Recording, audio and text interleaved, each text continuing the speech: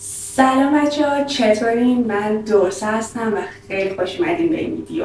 امروز توی این ویدیو قراره با هم در مورد رشته طراحی پارچه صحبت کنیم. رشته‌ای که خودم 2 ساله دارم میخونمش و یه دوره کارشناسی 4 ساله است و دلیل اینکه این ویدیو رو دارم میگیرم اینه که بیشتر آشنا بشیم با هم با این رشته. یکی از رشته‌های هنرهای تجسمیه که اخیراً داره خیلی مورد توجه قرار میگیره و به نظرم جزو رشته‌های مادر طراحی لباسه و واسه همین خوبه که شما بدونید برای انتخاب رشته‌تون کم با دید باز انتخاب کنید.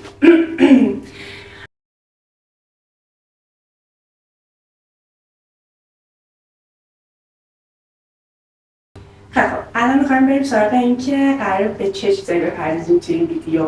من اینجا براتون نوشتم که ریز بیزیشو بگم، چیزشو یادم نره.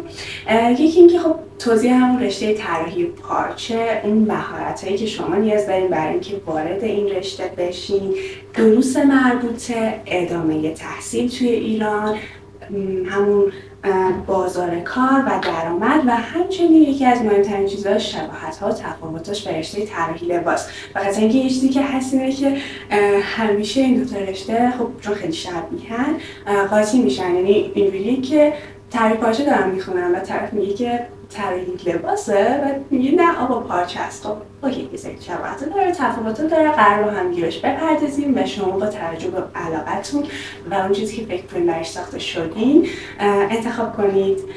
خیلی خب بچه‌ها، در مورد پارچه باید بهتون بگم که کلاً پارچه انسان بهش یه علاقه ذاتی داره. شما همیشه عاشق لباس پوشیدن، لباس خریدن، استایل کردن اینا هستید. خیلی خب، ولی کلاً از اول بشریت و انسان‌های غارنشین و اینها کلاً علاقه به پوشش و اینکه یک چیزی رو برای پوشش خودشون انتخاب کنن وجود داشته و بعد از اون که دیگه بافت اختراع میشه میان تار و پودای حالا نمیدونم گیاهان رو روی هم دیگه میذارن، بعدها از پوست حیوانات استفاده میکنن برای پوشش خودشون و پس در حقیقت یه علاقه ذاتی وجود داره و من این از کجا فهمیدم؟ توی کارگاه بافتمون که بود، اولش همه این که بهتون بگم من خودم هیچ وقت فکرشو نمی‌کردم بخوام یه رشته مثل رشته طراحی پارچه رو به عنوان ادامه تحصیل انتخابش بکنم. یعنی اصلا فکر می‌کردم قرار باشه یه بار پارچه بخونم، پارچه نساجی، طراحی لباس اینا.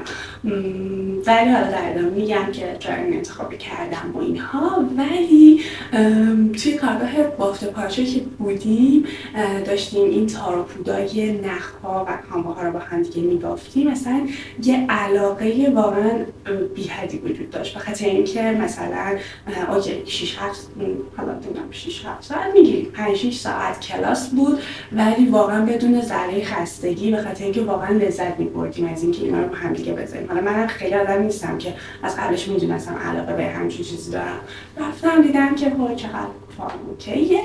این از این.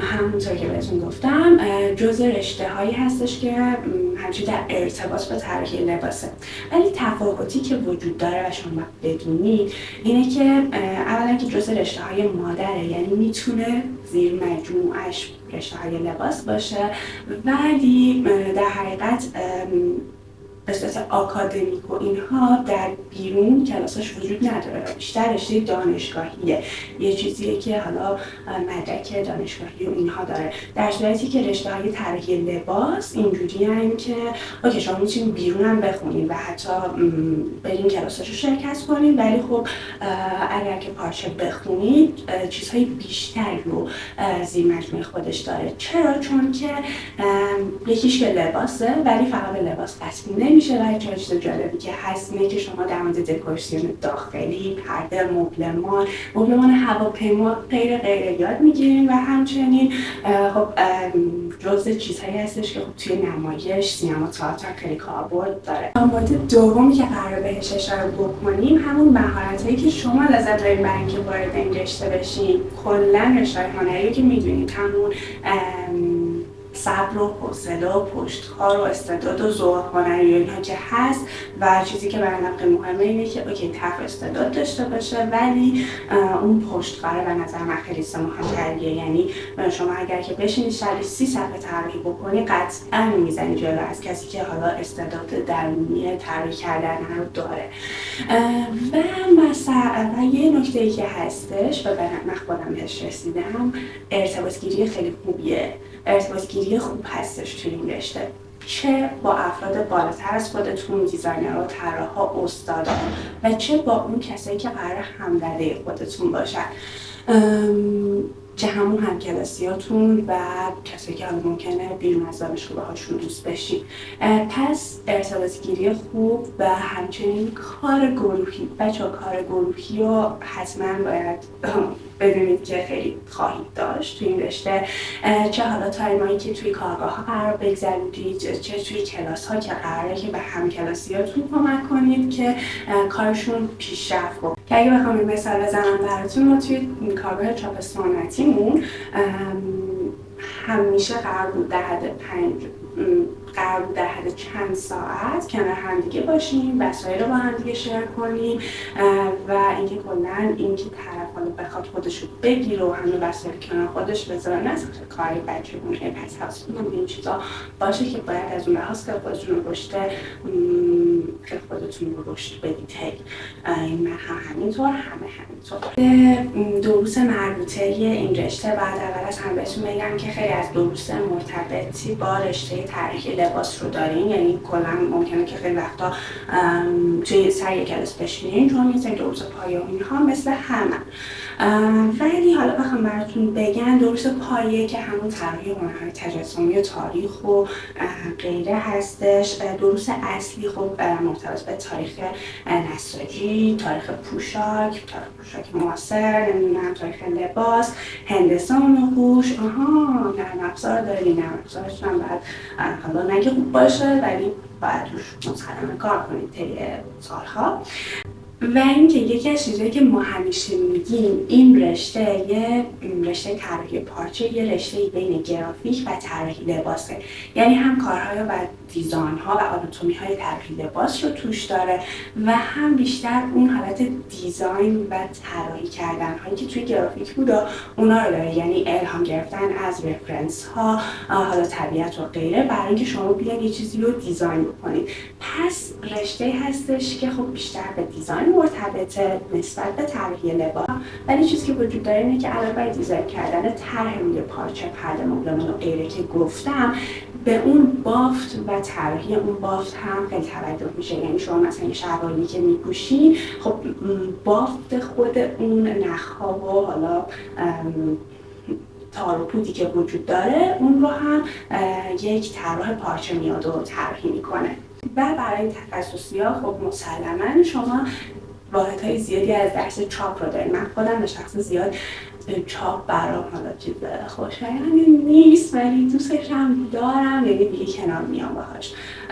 دیگه براتون بگم طراحی پارچه تخصصی 1 و 2 دارید، معماری داخلی، کارگاه بافت خیلی شیرینه براتون بگم از الان.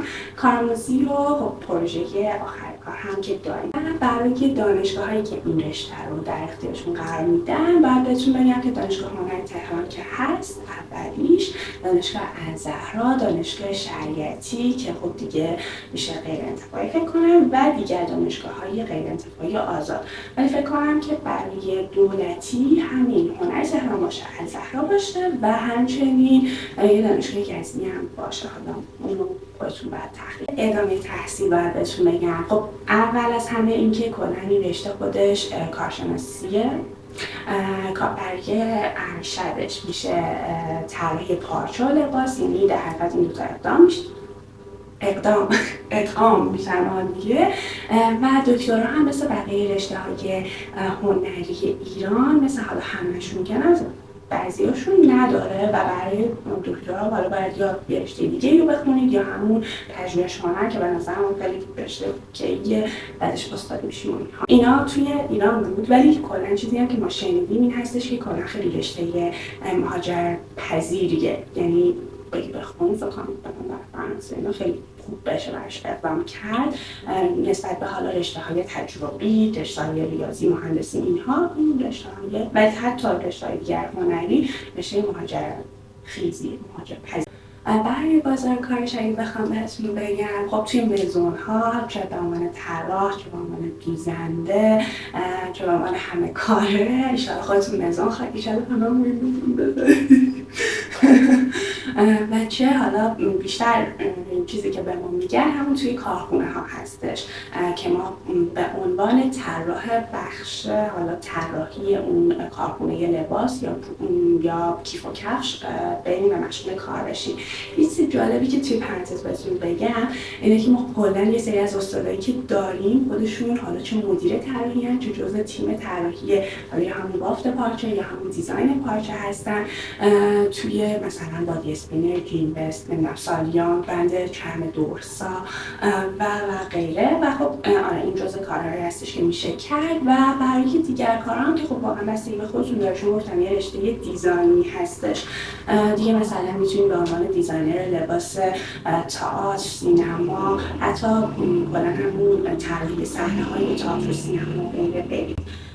و این که من بهتون گفتم درآمدش هم که مسلما بستگی به شخص داره، بستگی به اون کار داره و حالا چه میتونه توی کارخونه باشه، چه میتونه توی مزون، سینما، تئاتر و غیره اینها باشه. و اما میرسیم به بخش آخر کار، یعنی شباهت‌ها، تفاوتش با رشته طراحی لباس. دوز مشابهی خواهید داشت با رشته طراحی لباس، قراره که سر یک کلاس بشینید، ولی کلا بخوام بهتون بگم بچه‌های لباس بیشتر سر کار دارن با همون لباس شهر و دوخت و دوز. بچه‌ها یه چیزی که خیلی هستش همون الگو کشیدن و دوخت و دوزه برای بچه‌های لباس. یعنی اگر که سختتون رو دوست ندارید و اینها حواستون باشه که نگذارید سراغش، ولی اگر که باش حال می‌کنید قطعا میتونه خیلی براتون خوب باشه. پس دوخت و دوزه و اینکه بیشتر کار دارن با آناتومی بدن برای طراحی لباس روی حالا اون شخص و با توجه به موقعیت اجتماعی، روح و روان و نمیدونم همگرایی و برونگرایی اینا.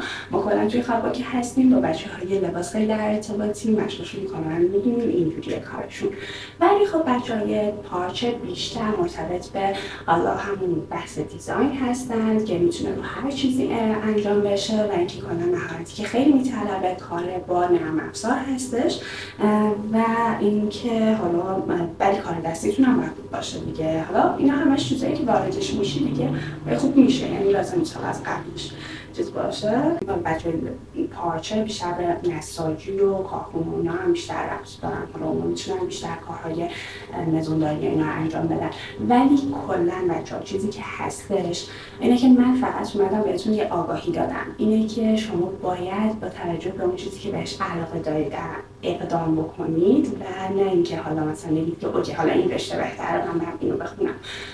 قطعاً برای شما قطعاً توضیحاتی که من دادم خودتون بیاید تجزیه و تحلیل بکنید ببینید که کدومش براتون خیلی بهتره. گفتم لباس بیشتر دوخت و دوز و طراحی ایناست که اصلا خیلی خوشگله، پارچه هم واقعا خوشگله خودشو داره، چاپ و نرم افزار و نساجی و بافت پارچه و اینهاست و اینجوری. حالا با توجه به علاقتون بهم بگید که دوست دارید کدوم یکی از این رشته‌ها رو بخونید. بچه‌ها خیلی خوشحال شدم از اینکه توی این ویدیو با من همراه بودین. مرسی کلی ازتون، با شکرتون. بای